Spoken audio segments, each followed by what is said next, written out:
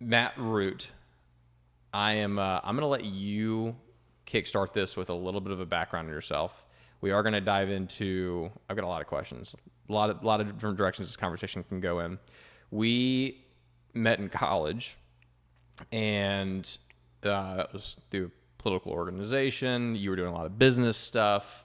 I think a lot of this conversation today is going to be around business, but also really providing a lot of value to people as it relates to entrepreneurship and starting their own business and investing, and also better understanding a lot of the concepts that seem very foreign to a lot of people. I think a lot of that right now is like cryptocurrency, blockchain, Web3 stuff that you've really invested a lot of time in, it seems like, as of late, trading, different kind of businesses, so on and so forth. So very excited about this conversation, but I'm going to let you kickstart this with a little bit of background on where you're from, your upbringing, so on and so forth, and we'll go from there. Sounds good. Well, thank you for having me. This will be fun. Yeah. Good. Looking forward to a good conversation.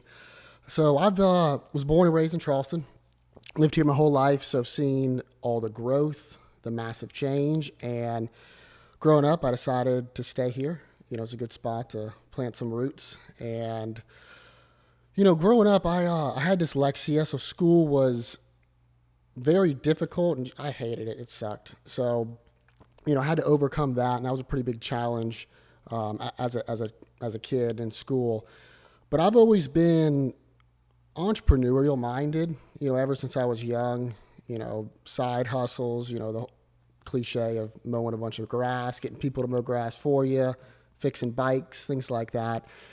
And in high school, that's when I kind of discovered like what entrepreneurship actually was, and I got into it through a strange passion for, at a young age for studying banking and central banking, really. That led me into investments and, trying to day trade in high school, things like that. But that just triggered that entrepreneurial spirit and started my first, I would call it real business, in high school, an ATM company.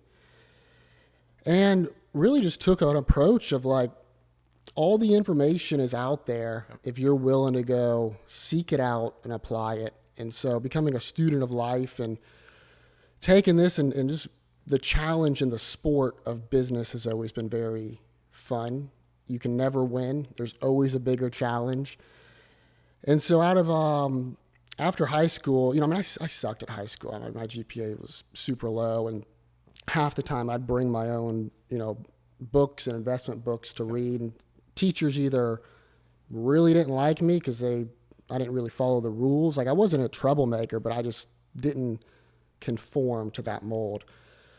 So would bring that stuff to high school, and some teachers really understood me, and thankfully it was there were a handful of teachers that made a big impact in my life because throughout school, when you don't learn the normal way, they tell you to go be a trash man or this or that. And nothing wrong with that. It's just like, when you're young, you look up to these people as authority. Yeah. And it was at an early age, it just clicked where I was like, I'm not going to take advice from people I wouldn't trade lives with. Right. And kind of the independent thinking.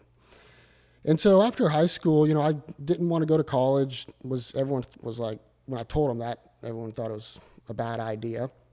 But I thought, well, if I spend the next, couple years, 8-10 hours a day working at something, giving it my all, and if I can't build something, then I'll go get a trade and take that route. So it was more or less like just the freedom, the independence, and wanting to forge my own path. And definitely a lot of ups and downs. I've tried a ton of stuff that failed, but I don't really think anything is a failure. It's more or less just a lesson, sometimes a expensive lesson, but there's always a lesson in every failure. And as long as you just continue to move forward, you're eventually going to succeed. Right. Persistence is very important with that. So I started studying SEO and doing e-commerce right out of high school, and that was kind of the first thing that,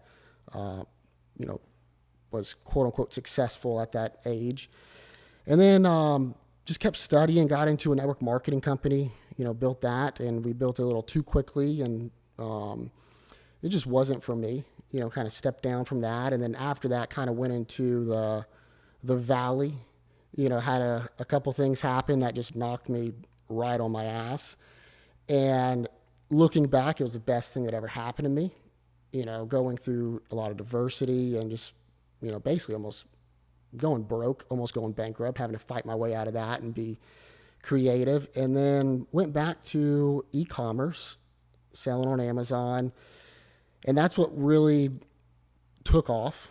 And, throughout this whole time, the whole goal was to be able to invest, deploy capital. Right. And, a business is the best way to build that foundation. And growing up, I've always loved cars. That's like a passion. I think in high school I had maybe like 16, 17 cars. I'd buy, sell, work my way up. The first car was a $400 Toyota Camry. I had to re-weld the hood on, and then by my senior year out of S-Class. And that was just always so much fun. I'm going to cut you off here because there's nothing wrong with Toyota Camry. They might be the best vehicle ever made. I agree. We're sitting in a garage of great vehicles right now, but Toyota Camry might be the best vehicle ever made. My 95 Camry that got me through high school and college, and then my post-college 2013 Camry Hybrid, most reliable vehicles I've ever driven in my entire life. As much as I love the car now, as much as I love the Bronco and everything else, the most reliable vehicle I've ever driven, never had any issues, ever. I agree. If you're not into cars, you don't have a passion for it, a Toyota Camry or something simple like that is a great option. But if you like cars, not to do a disservice to all the beautiful cars, but yeah, if you don't like cars, there's no point of spending money on that stuff unless it actually brings you joy. But that was the motivation, more or less. Go okay, well, how can I, afford nice cars? Start a business, make money, and then I just really fell in love with the pursuit and the challenge of business. And a lot of it was, finding the right mentors early. We share a similar mentor. That's how we actually met. And so that opened up a lot of doors. And then met another great mentor, Frank Acoin. Eddie Taylor was the mentor that we both had. And so just became a sponge, learning as much as I can from them. And, I thank them all the time for the time that they've invested in me to really get these fundamental success principles and just mindsets, because it all comes down to your attitude and your mindset. And the school system does a great job at conforming people and issuing a very strict way of looking at the world. And when you kind of zoom out and look at it from a different perspective, there's a lot more out there. Right. And we live in a phenomenal time where opportunities are so abundant. I mean, with technology and the speed at which we can get information. I mean, we live in a phenomenal time. So, went through a very rough patch, was able to, climb my way out of there. Built out a e-commerce business, mainly selling on Amazon, Walmart, doing that model. And then from there just started, doing other investments, limited partnership investments, some real estate stuff, and, some playing stuff with a friend of mine. And just really have a passion for studying that stuff. Got into crypto, almost went bankrupt the first time I got into crypto back in 2017. But I think we all have a fun crypto story if we've been in crypto for at least the past 7 years. If you've been in it long enough, you have a fun story along the way. You got to take your hits in crypto at first, and then if you stick with it, you're like, okay, I understand how this all works. But so currently now, just enjoying life, working on managing my investments and continuing to learn and look for new opportunities or new business ventures. And like I said, it's just the sport of business is really the excitement that I get out of it.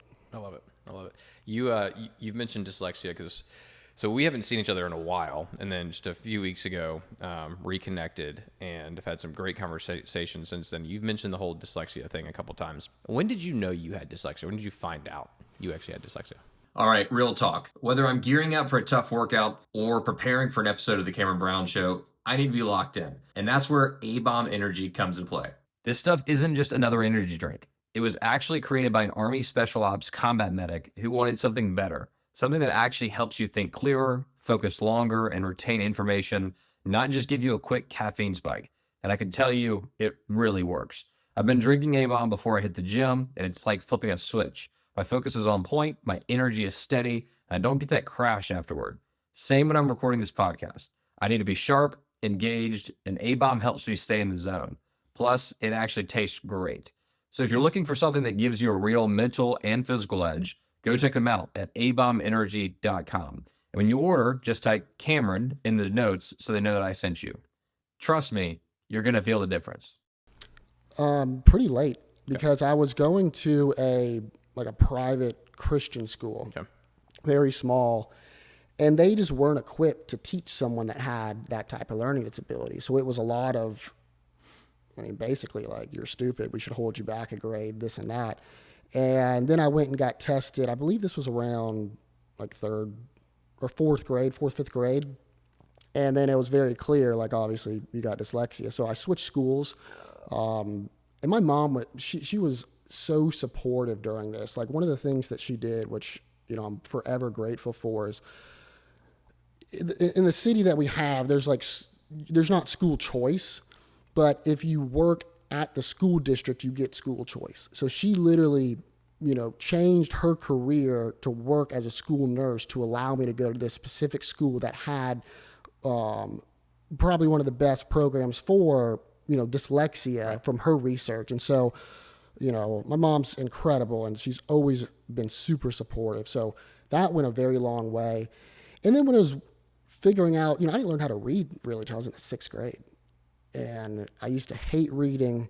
Told myself, I'd never read a book when I leave school. And then it's funny because once you find something you're passionate about, now I read every single day. Yep. I've read hundreds of books now. It's just, you have to find something that you're passionate about and you want to learn. Now, a lot of times I have to read them twice or 3 times, it's slow, but reading's very important.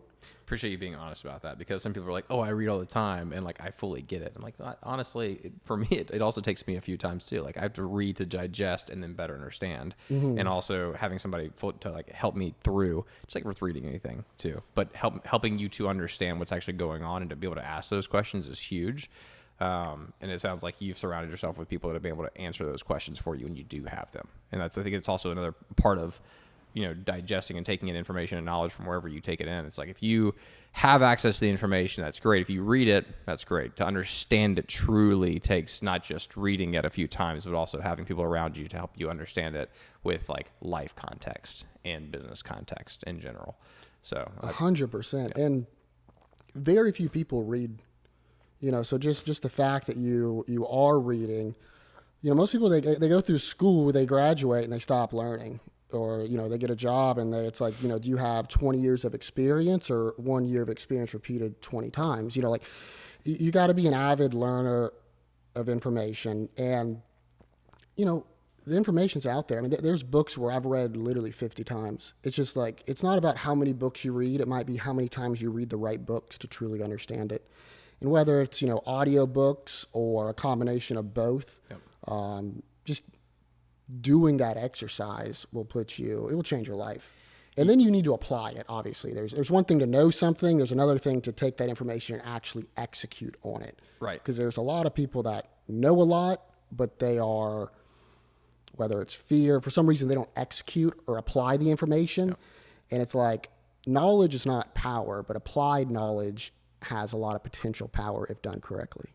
You talked about like not conforming to, how school helps you to, school is a conforming factor. School pushes you towards like a conforming, a certain structure and a societal structure.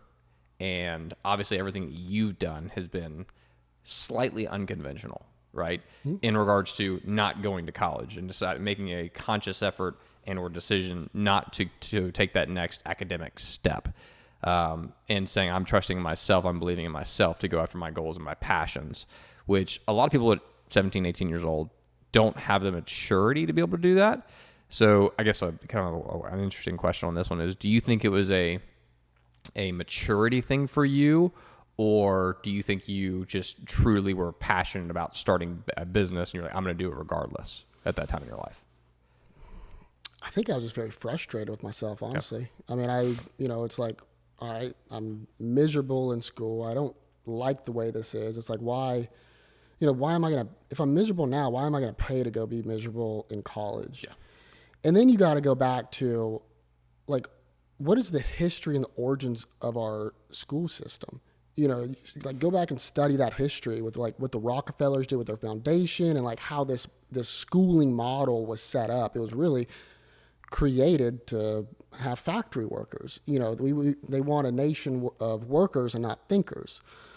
So when you start to dig deeper and you realize how this structure is set up and what its goal is as to, like, what is the end product that we want as these children come up and they go through the school system, they want obedient, not free thinkers, but obedient people to follow and be cogs in the overall industrial wheel that's been set up. They want them to conform. 100%. It's a lot easier to control people that way. And then you take it one step farther, as far, it's like with the whole college thing and, the student loan debt, it's like, what's the best way to enslave someone where they don't know? It's like, have them start their career with shackles of debt.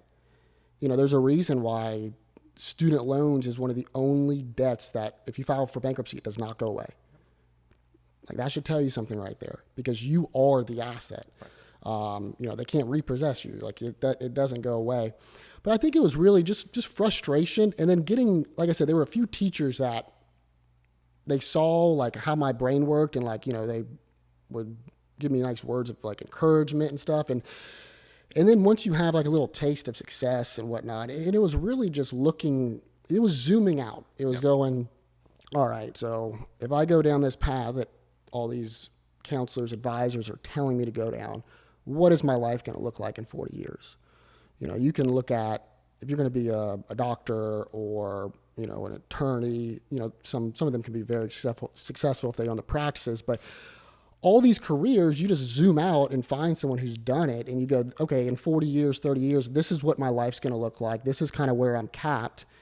And I didn't want that. I wanted to, basically sink or swim. It's like, do it on my own and take this unconventional path, which, what I did was nothing special. There's tons of people that have taken an entrepreneurial path and been extremely successful.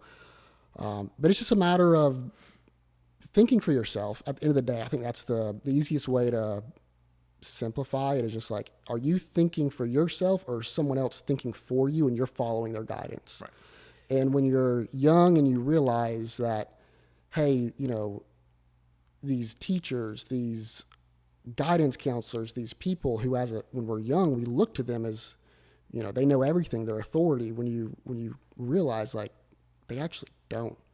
And no disrespect towards them, because everyone's still trying to figure out things in life. But, the best quote is, like, don't take advice from someone you wouldn't trade lives with. And when you start looking at their lives and they're telling you how to go be successful, it's like, well, that's not what I want. I wish the school system was better set up to identify. And obviously, now there are, like, charter schools, and there's different programs and all the above too. There's, there was a local school built out for dyslexic students, charter school specifically. It actually shut down. I'm sure there's other programs as well, but that you're obviously familiar with. But that particular charter school shut down.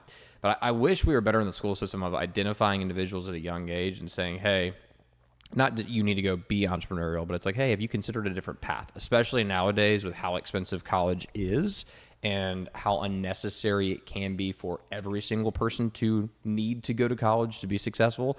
We now know that it is not entirely necessary for people to go to college to be successful. It's not necessary for, I'd say, 89% of people. Right. Yeah. And, but that's one of those, that's like, in the past 10 years, people have started to realize that, right? They're waking up. And slowly waking up. Whereas I've recently had conversations with adults who I never saw it coming, but they're like, I don't know that college is really that necessary anymore for everyone. It's so obvious now that it's not, and it takes time for, I guess, the masses or majority to see that. As college is very tricky because it's a very emotional thing for a lot of people. In our society, people, we define ourselves by, what do we do? Yep. Where do we go to college? Yep. Where do we live? Who do we hang around? And so, you have a previous generation where they didn't have access to information. Like we pull out our cell phones. Like I go on YouTube and watch Harvard lectures all the time on economics and all these different subjects. I mean, there's a great one on game theory. It's like the information is there if you have the self-discipline and willingness to go get it. And so with this like revolution where now we have all this information at our fingertips, why are you going to go pay and do all these classes that aren't relevant, and they're charging you for it? And then you look at the debt side and how much college, it's a giant business, and they're grooming people through, NGOs and different sponsors who have a lot of authority over these universities. And I don't want to go too deep in the weeds on that, but we can go deep. I mean, it takes, you got to read, you got to study a lot of that stuff, but, and then a lot of it as well is, and it's very unfortunate, but a lot of parents from what I experienced, they almost live like through their kid, like, oh, my kid's going to go to XYZ school or this and that. So it's like, is it really about what's best for them, or is it what you can tell your social circle where your kids are going?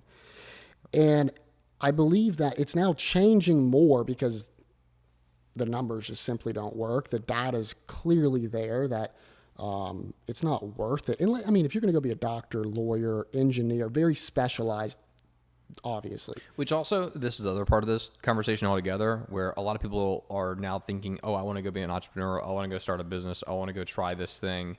It's not like it's meant for everybody, right? Not everybody has to go be an entrepreneur. And I think oftentimes, especially the stuff that I'm fed online, is if you're not going and starting a business, if you're not going to be an entrepreneur, then you're failing at life. It's like, no, there are plenty of there are so many different paths in life and so many different paths for you to take with your life. And if you decide early on that you want to be a lawyer or you want to be a doctor or you want to be whatever, frankly, that's amazing. And or you want to be a tradesman and go build something like that. Stuff's like whatever. It comes down to what do you want to do for you, not for what other people think about you, but what are you passionate about, and how can you take something that you like and find a way to make a living out of it.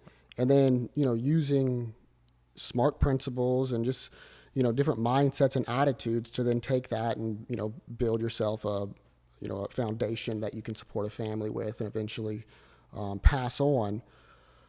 But this topic, it goes deep. And no, entrepreneurship is not for, the statistics show that. It's for very few amount of people. It's hard. It's super hard. And you got to be able to basically take 5-10 years and give up everything to get ahead.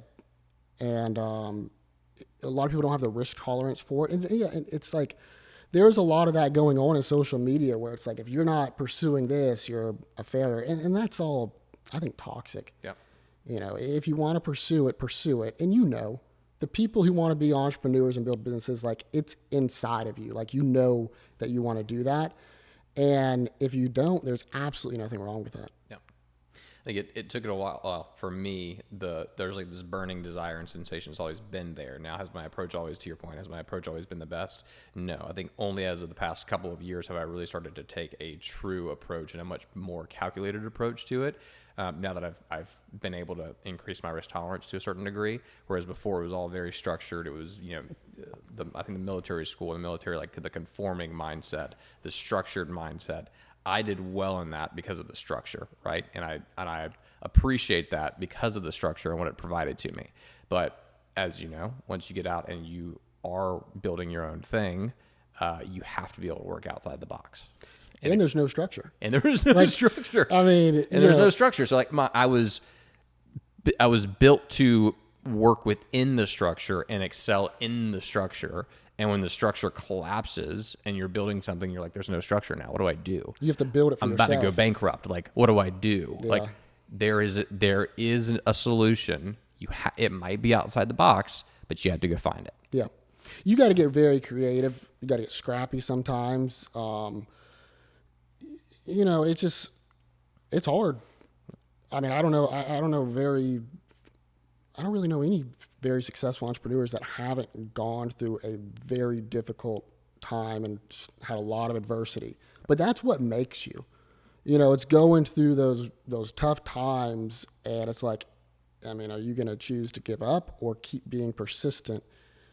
And that's also what just gives you that confidence, is when you get through that other side, it's like, okay, now like take everything away or I'll go bankrupt tomorrow. It's like, I know I can build it back, not because of what is on the exterior, but because what has been built on the inside, the information, the disciplines, all those types of things. Right. And yeah, I mean, it's tough, but I wouldn't have it any other way. It's either like, it's like pick your poison. Like, it's going to be hard. It's hard to live a life being broke and living paycheck to paycheck. It's hard to start a business and sacrifice 5-10 years and have no work-life balance. Like, and with really where you could do all that and it doesn't even work out. Yeah. So either path is going to be hard. It's just a matter of which one you want to take. Right. We talked a little bit about, we'll just dive into this topic, the Fed, creature of Jekyll Island, XRP, crypto, all the above. That was a lot of our last conversation. I want to go there today because I think a lot of people are really confused with what's going on with the dollar, what's going on with our economy, where things are heading in the future. So if we can kind of go down that road for a minute, and from just what you've learned, the research you've done, because I know this is then a lot of your research, with the Fed and its current position, can you give us a little bit of a background there and maybe where your research has led you that has now guided your investments now? Yeah, definitely. That's a very... There's a lot that goes into that too. There's a lot, yeah. So I'm trying to think, like, and this is, to understand, I mean, it's probably at least minimum 100 hours of study and to at least wrap your head around the concept. Yep. And they make it overly complicated on purpose to discourage that. But one of your questions earlier was like kind of what triggered the entrepreneurial path, and one of the things was understanding how the system actually works. So in high school, I came across a book, The Creature from Jekyll Island, and I was studying how central banking works, and it dawned on me. It's like, okay, well, I believe that we have maybe a decade, 2 decades until this current system, which ties into like Ray Dalio's long-term debt cycle theory, plays out. So it's like, okay, how do they fix this? They print their way out of it. So you have inflation. So that was one of the things where it's like, okay, I have a somewhat limited amount of time to make a successful business, to get enough capital to set myself up and not become, a slave to the debt-based system. But essentially, I mean, the central banking model. Did that hit your mind though in high school? 100%. That's why I ran so hard. Yeah, I was like, this window of opportunity is going to close, and it's only going to get harder. And I know you know this, but it's just crazy that was a thought going through your head in high school. Whereas like the majority of guys are like, hey, I hope that pretty blonde chick likes me. And or I wonder what the Friday night football game is going to be like. It's not a thought that's going through the majority of high schoolers' minds. I agree with that. I think I'm just kind of a nerd in that aspect, but it comes down to, outside of the Fed and everything, it's like what you focus on, like your energy is going to flow there. Like what you focus on expands. So like if you're focusing on, sports teams, they have absolutely nothing to do with your personal life. Like, okay, if that's your entertainment, great, but also you study history, and like cheap entertainment is part of keeping the masses, at ease and suppressed so that they can continue to work and keep the system going. But yeah, it pisses you off when you learn this stuff. First, you get mad. A lot of people, they start to study it and this isn't actually it. That's why they say ignorance is bliss. But the more you learn, the more you realize how the system's actually set up. And yeah, that really kind of put a fire under me to go like, okay, I gotta do something, or else I'm going to end up on the wrong side of this wealth transfer, which is essentially continuous inflation, continuous asset inflation. So getting a home, all this stuff. After COVID, they flooded the system with money, and we've all experienced that. It's only going to get harder and harder to obtain this stuff. But going back, I recommend everyone to read the creature. But that book, I think you need to have a basic understanding before you go into that book. And I sent you my document. We'll link that here. Yeah. There's a new book I read called The Big Print, which is a great summary. And it's also about Bitcoin, but it kind of summarizes the whole central banking system, global monetary system. But that really, I mean, that's the root of a lot of problems. You know, a lot of the political stuff people talk about, it's more or less a distraction. You know, one of the Rothschilds, the great quote is, you know, give me control of a nation's money supply and I care not who writes the rules. It all comes down to that, because the Fed, it's a private bank. You know, it's like, the easiest thing to do is ask yourself, it's like, why are we in debt? Like, why does the U.S. Treasury have to borrow its own currency? It's like, because we don't issue our own currency. A private bank does. So understanding that's critical. And at this point, I don't really do business deals with people unless they know this stuff. Right. Because if you don't know how money works, you can't win the game. So here's a follow-up to that. How do you know? So, because some people know it, some people really understand it, right? How do you now decipher between an individual that you're going into business with or considering doing a deal with that might surface level understand these things versus somebody who really deep down understands this topic and has done the research and has done the hours? I mean, are there certain conversations you have? Is it what are kind of some of the questions? Because this is one of the things for me as of late when it comes to better understanding somebody's knowledge on certain topics. I think it's really important to ask certain questions to really dive deeper.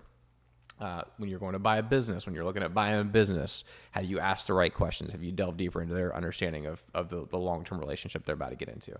But as it relates to specifically that, how do you kind of decipher? Yeah, it's more, buying a business might be a little bit different. That's not really a qualification for like buying an operating business, because someone can operate a business not knowing this stuff and still have a successful business, 100%. which tons of people do. More or less like making an investment where, you know, it's based off factors of the Fed, which, you know, like real estate, commercial real estate is based off the 10-year, which is influenced by the Fed. First question, have you read The Creature from Jekyll Island?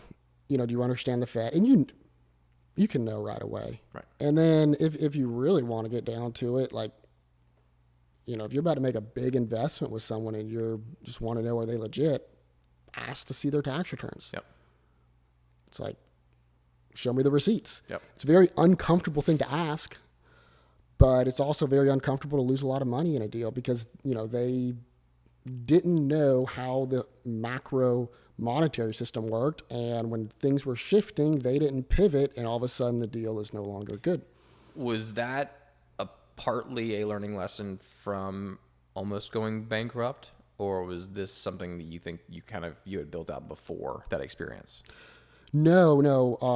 And going broke. Not to go deep into that topic. We can go I would deep. love to go into that one. The story's not kind of wild. many people are willing to admit, first and foremost, not many people are willing to admit they almost went bankrupt. And I think being able to explain how you kind of pulled yourself out of that mentally, emotionally, physically, all the above, to then be able to overcome it and now get back to where you are, I think that's also huge. So I'd love to go there too. Yeah, we can share that story. It's kind of wild. Learned a lot of lessons. But no, this was after. I mean, me like going broke, that was fully my fault. Had nothing to do with the Fed or, you know, that kind of thing. Yep. It's fully my fault. And two, before You then, can't blame Powell for that. absolutely not. No. Yeah, that was all my fault. And this came later when I had capital to go do limited partnerships, other investments, and just meet people and go, oh, you know, do I want to go into business with them long term? Because it's like, if you're trying to build a house and, you know, every single worker has a tape measure that's different, your house is not going to turn out okay.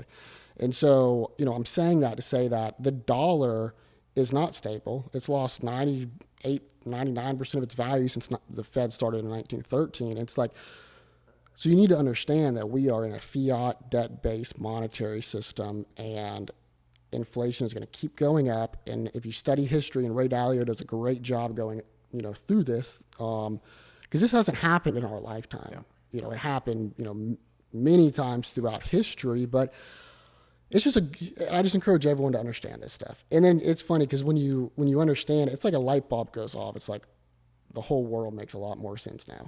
I am curious to know if this cycle is going to be quote unquote worse, and I guess that's subjective because we never experienced the other ones, right? But in the sense of printing out the amount of money we have, like this amount of money has never been in circulation ever in history before. It's obviously all been in history, yes. In U.S. as a world reserve currency, no. Right, and I say in the sense of history, it more so being like gold tokens being issued with less gold in them as time went on, right? Yeah, being fractional. Yeah. I'm more so saying like coin clipping, like correct. This is nothing new. Right. The only difference here is we have new technology to where we could innovate our way out of this one, and it's going to be very interesting over the next decade, maybe even sooner. And these things take time to play out. Historically, 25 years for a regime change of a world reserve currency. But, you know, the Fed, it was a private bank. You know, they met on Jekyll Island in, I believe, 1910. They were going to name it like the Aldridge Plan because we've had 3 central banks prior to this. And they're all, like, fundamentally, they're designed to fail. It's just a matter of how long can they last until they fail. So they met and, you know, came up with this plan. And then, you know, December 23rd, when everyone in Congress was away for the holidays, they passed it through into law. You know, they funded Woodrow Wilson's presidential campaign with the promise that he would sign this. And later in one of his, I think it was his either biography or autobiography, he talks about regretting doing that. They passed this through law. Before that, there was no federal income tax. The whole point of federal income tax was to fund the interest on the debt from the Fed, which is a private bank. And so it got passed. And then we were on the gold standard up until, you know, the 30s. And then we had where the gold was confiscated. You know, that's pretty wild to think that. And an important thing is right after the Fed, we got into World War I, which central banking and world wars are so correlated. Like the central banking works because there's world wars. If all the wars stopped, central banking would no longer work, which is a very evil structure that they have set up. So we essentially came off, you know, after World War II. We got hit on the confiscation of gold thing because I don't think many people know this, but the government literally was taking gold from people. No, it was illegal. You had to turn in your gold. You had to give it back. 100%. And if not, you went to jail. And it was like, I think equivalent to today, it was like $2 million penalty, you know, today's money, and like years of jail. Like you had to go turn in all of your gold. It was illegal to own gold, which is pretty wild. Right. So they turned it in. They instantly revalued it, and then, you know, after World War II, there was the Bretton Woods agreement, where basically, you know, we won the war, and so we got everyone together, canceled all their debt. Because when countries go to war, you know, it's war. They're not worried about overinflating their currency. They're like, we need the money to fight this war. So, you know, globally, the debts were erased for the other countries, and we set up structures to where, hey, everyone's going to be backed by the U.S. dollar. The U.S. dollar is backed by gold. And then that's also when a lot of these, you know, NGOs, non-government organizations came about, you know, the World Bank, the International Monetary Fund, I think the World Health Organization, like all of these powerhouses were established at that exact same time. And then, you know, everyone's currency was backed by the U.S., which was backed by gold indirectly. And then Nixon in 1971 took us off the gold standard, which this is like repeated so many times in history if you go back thousands of years. And that really was the start of the end. You know, I mean, there's a great website like WTF 1971. It shows you all the charts, and it's like, you know, mortality rates. It's like, you know, the average, you know, age where people get married, buy houses. Like everything is just downhill when you're get on a fiat currency, and that's where we saw inflation go up. And when I say inflation, a lot of it's asset inflation, like these, which makes things a lot more out of reach for a majority of people. And then we've seen that. And then in 2008, 9, during the housing crisis, we introduced something called quantitative easing, which essentially is printing money. So, you know, the Fed, they can lower interest. You know, if there's an issue in the economy, their job is to maintain inflation, which is a joke when they use CPI, and CPI is there's no asset in there. It's all adjusted. It's like it's a go study how they calculate CPI. And then so they can lower interest rates, or they can print more money and flood the system. Buy bad debt. And when a central bank starts buying the country's treasury bills and debt, that's towards the end. And so in 2008, we introduced quantitative easing, and that's what saved the housing market, because that problem never went away. It was just we inflated our way or printed our way out of it.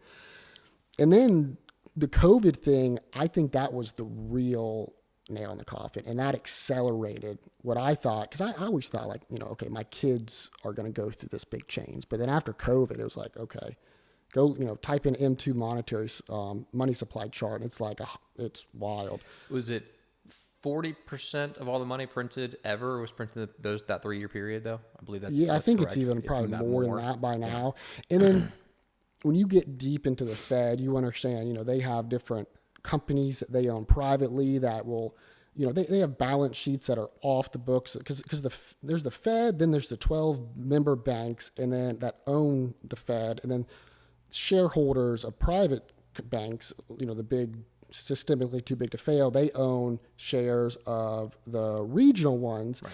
And so, it's just it triggered the last domino in my point of view. And a lot of people, Ray Dalio talks about it a lot of very people who study this stuff. And it's like, money is just, it's no longer what people think it is. It's like, you can't, don't save in money. You have to buy assets. Right. You keep referencing Ray Dalio. Do you have a favorite book of his, or a favorite?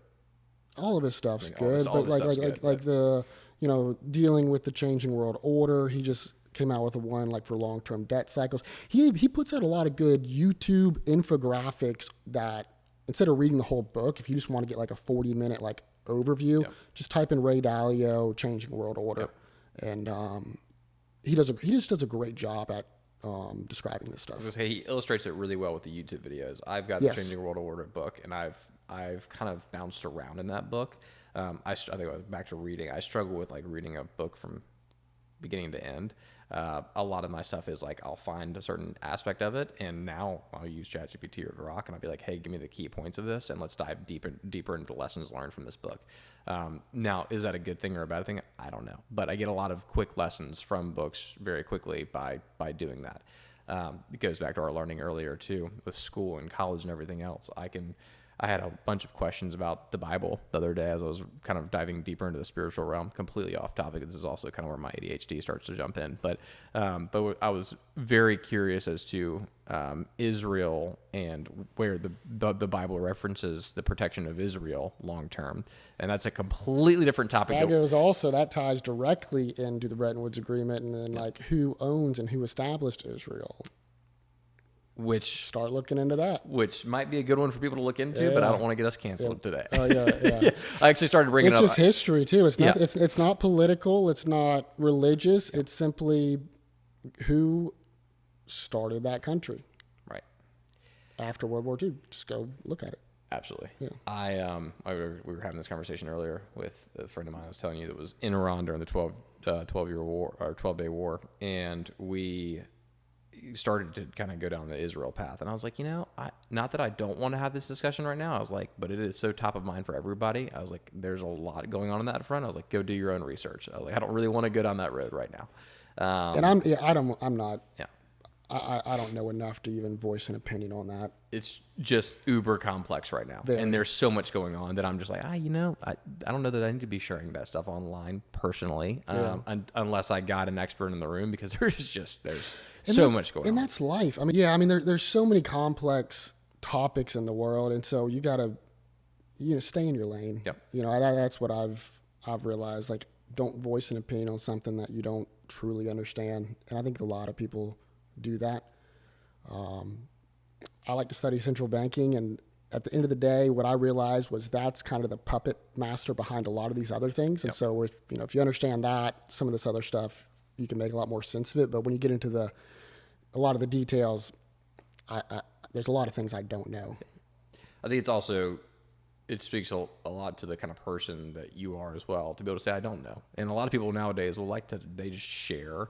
I'm like, you don't actually know much about that particular topic. I was like, and if you don't, that's fine, but it's okay to admit that too. Yeah. It's like, it takes hundreds. I mean, there's like the 10,000 hour rule to master something. I mean, you can't know all this stuff. We don't have the bandwidth in our brains to be able to do that. So, know what you're good at, become an expert in it, and stay in your lane, and then find, like you were saying, experts in that field and learn from them. It's nice to be, informed, but to voice an opinion that you don't actually understand it, you haven't spent hundreds of hours researching every different angle. I think that's very irresponsible. Agreed. Not that due to the camera dying is going to wrap this thing up for us, but I do. I want to kind of give you an opportunity to share maybe something else, an experience up to this point that has formed you into who you are now. Something that has been a crucial learning lesson of yours that's made you into who you are. And we may have already hit on a few of those, but just something of an extreme value that I think people will really get a lot from and learn a lot from you sharing today. Yeah. Aside from investing in Bitcoin and XRP and other things too, Yeah. which we could probably make an by the way, entirely different podcast about that altogether. I mean, we can talk about when I went broke and that struggle. Okay. There's a lot that, there's a lot that goes into that. But, I was just moved out of my parents' house, and it's funny because I remember this like it was yesterday. So I just moved out of my parents' house, and this was at a time where I was kind of ending one venture that I was doing or slowing down and kind of looking for my next thing. And, growing up, like I mentioned, I was always doing some side hustle. So in relative terms, I never knew what it was like to feel broke, whether that's, you're 8 years old and, you got $500 or whatever that is. Yep. But I'd always been a saver. I always had goals where I wanted to do this and found a way to make it happen. So at this point, I had just kind of graduated high school, moved out of my parents' house, and, had, I don't know, 50, 60 grand and some stocks and then some crypto stuff. And I remember I ordered this flatbread pizza and get food poisoning for the first time ever. And I'd never had food poisoning. So what do? I start drinking a bunch of water. Just don't do that if you have food poisoning. And my mom, she was a nurse growing up. And so she always took, if we were sick, she's just amazing. She's taking great care of us and everything. So this is the first time I'm on my own. So I'm all right. And so I was just out for a week. And prior to that, and this was one of the dumbest things I've done, but great learning lesson. If you were in crypto during end of 2017, it was a very, euphoric run up, and there were delays, it takes 5 days for money to clear, things like that. So anyway, I wanted to buy this particular coin, and it was going to take 5 days. I didn't want to wait. So what I did was I went and I sold all my stocks and used that money to buy it, going, all right. And this was before I understood, the tax implications and all that. Like I said, it was a very dumb thing to do. So bought the crypto with the idea of okay, once this, 5 days ends, I'll just move that money back over and buy the stocks again. Problem solved. Because they were two different exchanges. The technicals don't really matter. But anyway, at that point, all my money basically is in crypto. And I get food poisoning, and that happened to be the week where everything crashed. And so I'm oh man, I wake up from this days of being out for a week, and I'm oh man, I just lost basically all my money, down 80%. And just moved out of my parents' house. So it's okay, now I got, real bills and things to do. And I'm shit, I got to figure this out. And so I was hard-headed and stubborn. I should have at that point just went and gotten a job and whatnot. But I was no, I'll just start another business. And so I, did that. Didn't work. Tried another one. I tried 3 things. They all didn't work. And I was just putting my living expenses on a credit card. And so then, it's all of a sudden I kind of just wake up. I'm like, I'm in like 40 grand of credit card debt. None of these things I've tried have actually worked out. And every time you try something, it costs a couple $1,000 minimum just to get something off the ground. And so I'm like, wow, that was a tough spot. So during that time, it was just it's kind of depressing, very personally lonely. All my friends, they were all out at college, and I'm sitting here by myself trying to, get something going, keep myself motivated. So listen to a lot of, Les Brown, Jim Rohn, Brian Tracy, all that stuff. And I would get in my car in the evenings and drive out to the beach and, listen to those audiobooks. And real quick before that, I bought that car back when I was doing Legal Shield because I was traveling all the time. So that was the first car that I bought and got a loan on. And so I think I owed 22 grand on that car. And On top of the credit card debt and everything else. Yes. Yeah. And then, like I said, I should have just went and got a job right away just to cover the basics. I was it was ego, it was stubbornness, hard-headedness, it was all that. A lot of great lessons. But I'm driving out to IOP one evening, listening to the audios, and I hear this pop. The engine blows up. I'm like, oh God. So that felt like rock bottom. It's like, all right, now I don't even have a car that works. I got to figure all this stuff out. So I ended up taking the car, selling it to a local shop, told them the situation. They were very supportive. They said, no worries. Like, it's a known problem. It's going to take us a year to even get this engine. So like, get us the title when you can. Cause I had to pay it off to get the title, obviously. So from there, I'm like, all right, well, what do I do? So my roommate and best friend, he had a car that he had leased, and there was like 6 months left on it. He had gotten another car, so it was sitting there. So he was like, well, you can borrow this car in the meantime. And the tires were completely bald. And I'm like, all right, well, what do I do? Let me go drive for Uber to at least feed myself. Because I'm at that point, I'm eating peanut butter, honey, eggs, bananas, milk. I looked sick, unhealthy, stressed. It was just not a good time in life. And these tires are bald. And this was when Uber first started doing like video inspections. Started taking your car in. And I couldn't even afford to get tires on this thing. So I go and I'm like, okay, what do I do here? So I'm in this, pull over into this parking lot. And I got this coin and I'm grinding it against the concrete so that I can take a photo and make it look like there's enough tread on the tires to pass the Uber inspection. And it worked. And through the, I was so mad at myself, but I was also like, because, since high school, I was studying all, every day, doing all this stuff. And it's like one move, like literally a couple of different bank transfers and years of what I was working for started gone right away. So I was just like frustrating myself. But also I had the attitude of like, all right, this is going to make a great story one day, and just, you got to be persistent through it. And so anyway, it worked, started driving for Uber, got new tires. So I'd like wake up at 5, take people to the airport, work all day. Working was like trying to find some other opportunity. And I came back to e-commerce because the very first thing out of high school was I would build Shopify stores, drop ship from China. And like, that was where I made, at the time, like relatively like good money, to be able to, invest in stocks and do some other stuff. And so I was sitting here, it was like a fork in the road. I was like, all right, well, I got all this debt and it's credit card debt. So like it's like a compounding time bomb with the interest. It's like 25%, I'm barely making the payments, but I didn't want to mess my credit up because before it was great, but obviously my utilization was high. So my score was like a 500 at the time. So I'm at this fork in the road. It's like, all right, do I go find a sales job, make, I don't know, 100 grand a year? It'd probably take me 2.5 years to get out of the situation, have enough capital to then go try to start another business. Or at the time I realized I could drop ship on Amazon. And I've done drop shipping before, and I've launched a product on Amazon before. So I'm like, I can do this.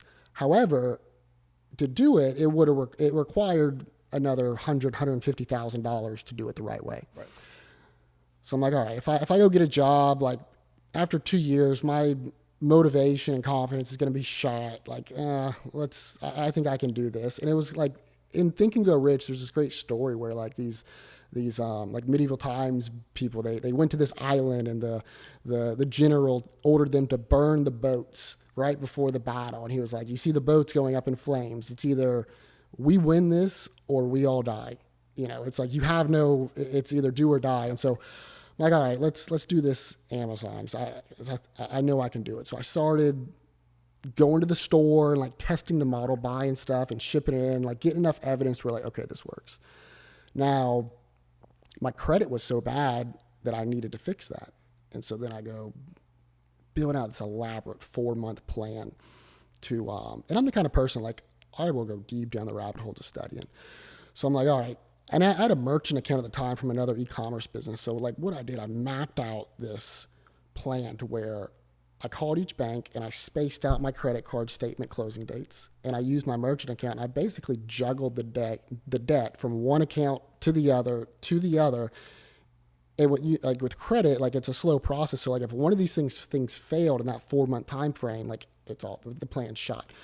So I had this mapped out on this big whiteboard. This is literally like textbook thinking outside the box. Oh, I was like, I had no other option. Yeah. I mean, yeah, it was like, exactly. It was like I had to figure out how to do this.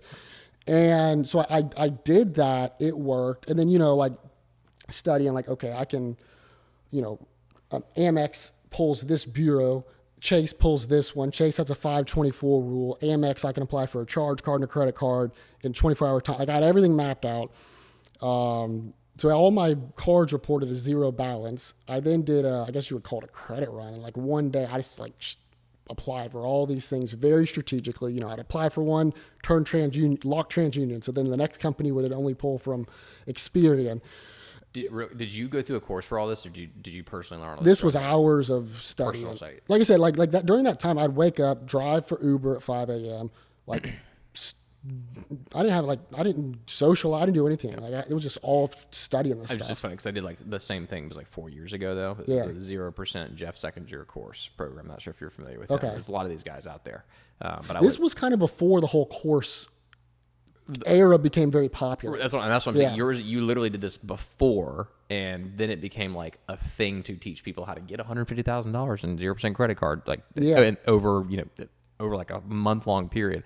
Fix your credit, go apply for it, open the LLC or 2 LLCs, go to the bank, get your $150,000 and then go run your business, which is great in theory. And I know you're going to get into this in a second. I'm not trying to cut you off, but it's also without the right game plan. Oh, it can go bad very quick. I mean, you're then hundreds of thousands of dollars in 0% credit for a year, maybe 16 months. I don't recommend this to anyone, like at all. I'm just saying, like I was in a spot. I was like, and then my thought was like, if this doesn't work, I file for bankruptcy in 5, 7, 10, whatever the number is. Like I'll get my credit back. But it was just a high risk tolerance move. It was like, I'm gonna make this work. Yeah. And if not, I'll deal with it. But I'm gonna I believe I can do this. I have enough evidence, and so let me do this. But yeah, I do not recommend this at all because it could go sour fast. Like credit is like fire. If you use it properly, it can do good, but it can also burn you extremely quickly. And it's a lot easier to stay out away from all this stuff. For business and cash flow reasons, it can make sense, but on a personal level, it's best to just stay away. So that worked. So anyway, I transferred my stuff over to like a business 0%. And then I literally went another 100 and something into debt to start the Amazon. And, excuse me. And so the first year, I don't even really remember that year because it was just so much stress and work. And like, I found a great team or a couple of people overseas, and we worked together and we built out an Amazon drop shipping model. And I read the book, The E-Myth, and so I built the business to where like systematized, like to where it can run and scale. Yep. In 2019, we started like in May. We did like $750,000 in sales, but we lost $40,000 through operator error. We got hacked. Just when you're building a business, like things happen, lessons. So like okay, but then 2020. We did like $7.5 million with a healthy net margin. And that was like the moment of like, okay, this worked. By then, all the bad debt was paid off and things were flowing. But we then realized, like, okay, we scaled a business very fast, which comes with challenges. So Amazon, they pay out every 14 days. So you got to figure out how to spread that gap. And so I was using like factoring companies, which is essentially like a fancy predatory lending for businesses. They buy your accounts receivables for a very expensive rate. And then, the following year, I think it was like just shy of 9 million. And so real quick, going back to factoring companies, they buy your accounts receivable for whatever rate, and so I'm assuming you pay them like what, 10%? So they take a gross. So the way it works is, you have your accounts receivable. So like with the Amazon situation, they pay out every 14 days. Okay. After bank transfers, it's probably like 16 to 17, depending on weekends. So they will advance you your balance in the account, but they'll take anywhere from 1% to 2%. Which 1% to 2% of your gross revenues equates to 10 to potentially 25% of your net. Yep. I mean, that's a very expensive way to finance a business. But it was like, all right, do that or scale slowly. And I was in a situation where I knew going into this that I had to grow fast or this wouldn't work.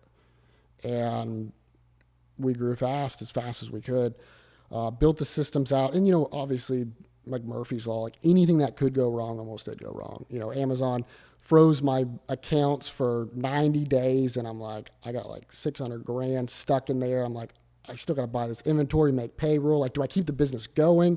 Because once you get momentum, like momentum's hard to get and you don't want to lose it. Right. So it's like, I don't want to tell my employees to slow down because we're rolling here. So all sorts of different challenges on that end.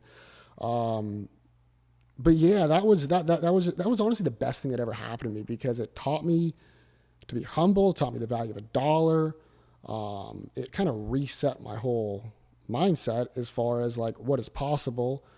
And yeah, like I said, it's like, you talk to a lot of successful people, a lot of them go through something similar. So I'm glad I was able to do it then. I hope I don't ever do it again. You seem like you're in much more of a, still aggressive. I don't want to say this the wrong way. You're in a protection mode right now, though, of sorts, and an investing like properly mode. It seems like the mindset shift has completely gone from still build aggressive. I'm not trying to say that. I'm saying more so you've matured in your investment theory, right? Yeah. And I think it does sound like for a lot of guys that does take that one like super traumatic experience for the guys that do end up making it super big. Because they've now experienced it and they now know how to take the smart approach moving forward. Or a better approach to the issue. And, painful lessons tend to stick with you. Sometimes like childhood traumas or like something that you go through that's like truly painful, like, that's in the back of your head. And like at the time, like I didn't tell a single person. I was so embarrassed of the situation and just so mad at myself. I mean, my best friend and roommate knew. Eventually, I told my parents because I think they were getting concerned because I looked sick, like physically sick. Then eventually I told one of my mentors. But yeah, it was a very dark, lonely time, but learned a lot of lessons. Keep those with me. Do you wish you would have opened up a little bit more at that time to people around you, or are you kind of glad you kept it in and just pushed through? One of those like you're going through the hell, keep going sort of situation. Yeah, like I said, I was waking up at 5, driving people to the airport, working all day, doing it in the evening just to like make minimum credit card payments and like food on the table. Like in food, I mean like eggs, bananas, peanut butter, like nothing good. I didn't have time to talk to anybody about it.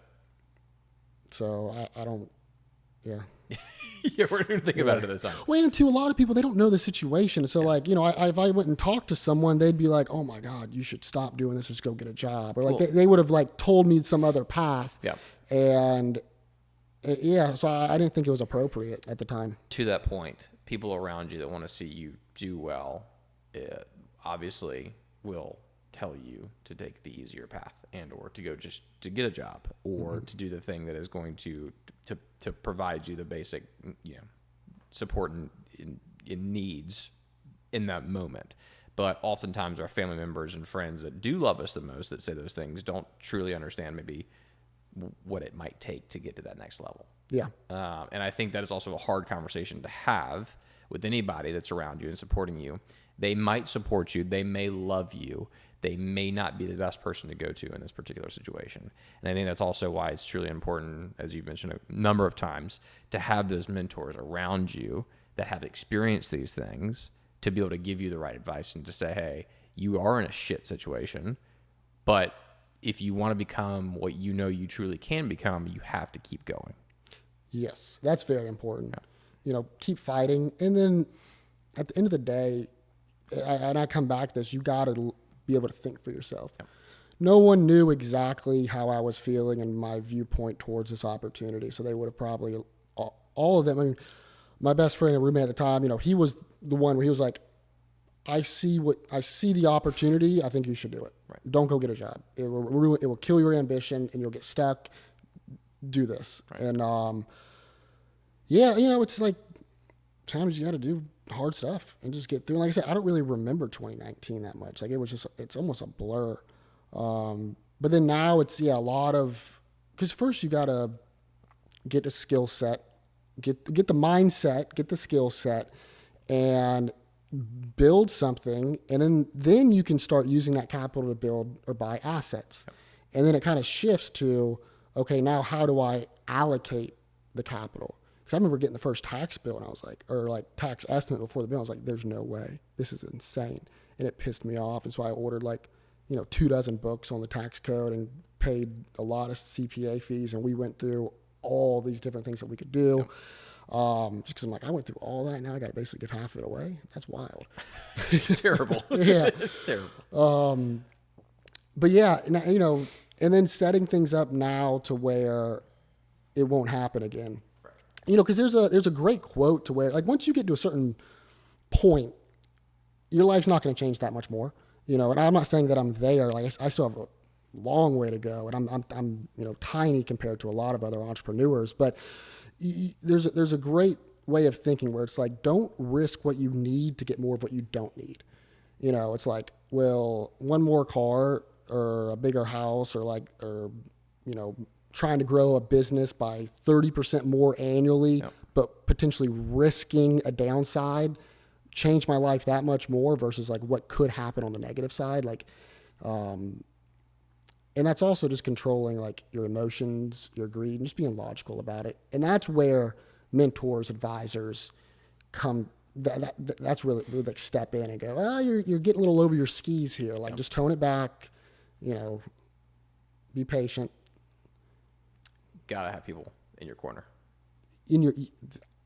Like your network is your net worth. You meet one person can change your entire life, and it has for me many times.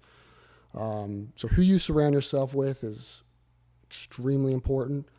You're the average of the people you spend most time with. Absolutely. You're going to pick up their habits and pick up their lifestyle, and that's just how life works. Burn the boats, burn the ships. Your network is your net worth, and you're the average of the people you spend your time with. And I think those are three. Well, we just now said those in the past 10, 15 minutes. Mm-hmm. But and energy flows where your focus goes. I think the ability to stay focused is, especially nowadays, extremely valuable. So many distractions, but if you focus on what you want to do and be persistent. The school system punishes you for failure, whereas life, you are rewarded for failure if you view it through the right lens. It's not a failure, it's a lesson. And so flipping that mindset of like, okay, I tried this and it didn't work. Well, what did I learn and how can I move forward? And just being persistent until you make it work. Right. It's like if you try enough, it's going to work. It's either going to work or you're going to die and you won't even know that it didn't work.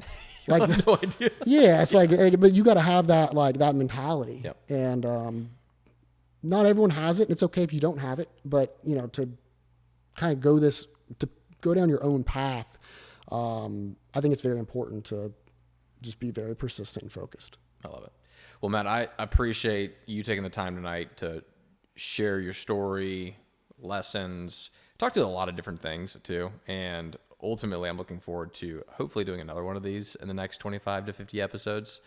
We can kind of talk through some more lessons and experiences of yours. I think a lot of people are going to learn a lot from this, especially those that are, I'm not sure if they're, parents listening to this, whoever's listening to this that maybe has a child that's a similar situation where maybe school is just not working for them, or they know their child is destined for greatness or destined to do great things, but they're just trying to figure out that best solution. I think this is also a great story for them to listen to, a great podcast for them to listen to as well. I think you're an inspiration to a lot of people in that regard, that they're trying to find themselves and figure out their thing, but they keep maybe failing over and over and over again and aren't really sure what the next thing is, but just to stay persistent and keep it going. Also talking about like the Fed and the monetary system and understanding the current economic situation. I think it's super important for a lot of people, just at a base level to understand too. To your point about reading The Creature from Jekyll Island, it is there's a lot there, right? A lot of the Ray Dalio stuff, the illustrations of his online and on YouTube are super important at a base level to give a general. He has a very general overview and a base understanding of these principles and theories. I think that's also super important. I don't know. There's a lot that came out of this conversation that for me helped me to truly understand a lot of what I'm doing, investing in, and trying to accomplish and working towards personally. That I think I'm on the right path in a certain way, but I'm also on my own path. Right? Everybody's doing their own thing. Everyone's path is different, and that's okay. Yeah. Right? That's great, and that's how it should be. Right? But nothing is ever perfect. We just got to keep trying, and keep being ourselves as best as we possibly can. Keep being as authentic as we truly possibly can. 100%. I think if someone's young listening, or parents that has a younger child, like, understand that we are in one of the best times ever to create your own path and build a business or do your own thing. And one very important thing is, especially when it comes back to like how the monetary system works, is a lot of people, you're gonna work hard in a lot of hours in your life. Yep. And so everyone is working extremely hard to earn money, but most people don't spend any time working on how to allocate, invest, and deploy that capital. And it's like that's half of the equation. You got to get it, then you got to manage it and deploy it. And so, anyone young, it's like, don't be discouraged, stay focused, understand that, you can literally learn anything from your phone, your computer nowadays, so take advantage of it, and then work on allocating your resources properly. That way you don't get inflated away. Yeah. Don't get inflated away. Yeah, that's the goal. Yeah. You work so hard. I mean, think about it. I mean, it's really sad, but like, our parents' generation, like, they dedicated like 40 years to a career to save all this money, and all of a sudden the Fed prints 40%, like you said, 40% of the money supply in a matter of 2 years. Or you put all your money into whatever 401k, and then you have a market correction or a crash, like in 2008, 2009, and you're going into retirement. You're like, well, what do I do now? Yeah, well, that you just hold, but I think the worst, like an age thing too, right? Like there's certain individuals that's also like improper planning. Yeah. But that goes back to most people don't spend time planning or studying the stuff. But the research is, I have a 401k, I'm fine. No, you're not. That's what I'm saying. Correct. That's the mindset. I've now put money in a 401k. You told me to invest my money. It's in a 401k. It's fine, right? It's like, well, there's more to it. Well, and it's your money. Yeah. Don't just listen to some random. Like I said, if you have a financial advisor and he's telling you all this stuff, ask for his report card. Yep. And when we're adult, in school, you get a report card. No one's ever asked me for my diploma, degree, or report card now, but the banks, they ask for tax returns. Yep. So before you let someone manage your entire net worth, maybe ask for their tax returns or their historical performance. But I think the main issue is, don't spend 40 years working for dollars to save them, to just have them be printed away and all your work basically be stolen, which is a very sad system we live in. But study it, open your eyes, and there's other things out there to put your money and your capital into that hopefully will preserve it more. I love it. Well, this was fun. Thank you again for the time. Let's do it again soon. Sounds good. Awesome. Appreciate it.